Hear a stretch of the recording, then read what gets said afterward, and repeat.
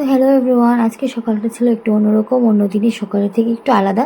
তো সকাল সকালে স্নান সেরে চলে এলাম, ডিউটি থেকে একটু লেট হয়ে গেল।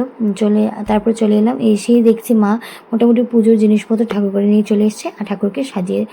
হ্যালো এভরিওয়ান, তো সবাইকে শুভ সকাল। সবাই কিরকম আছো? আশা করছি অনেকটাই ভালো আছো, আমি অনেকটাই ভালো আছি।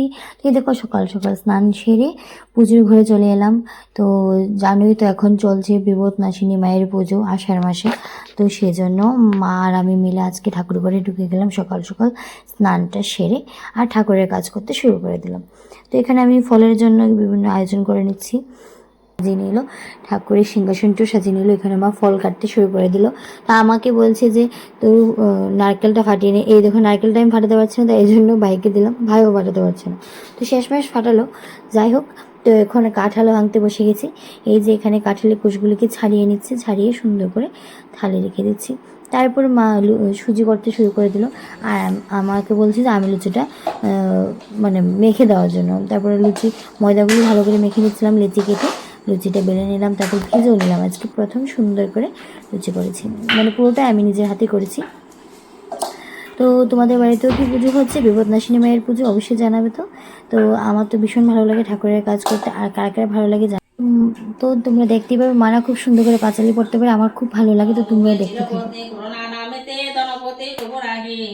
ভালোবেসে তাকে স্বামী যাতে ভালোবাসে এই আশা করে বিপদতারিণী পূজা করে। তো এই দেখো এদিকে মা পাঁচালি পড়তে শুরু করে দিল।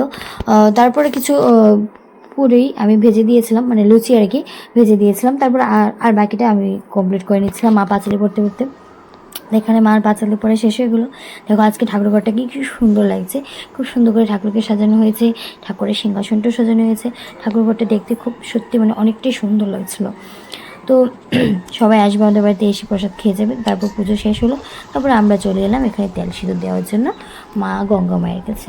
তো এই যে আমাদের বাড়ির সামনে একটা বড় পুকুর আছে, এখানে দেখছি পাড়ার আন্টিরাও এসছে, ওরাও চলে এসছে কলা পাতায় করে নিয়ে সব কিছুতে। আমার মা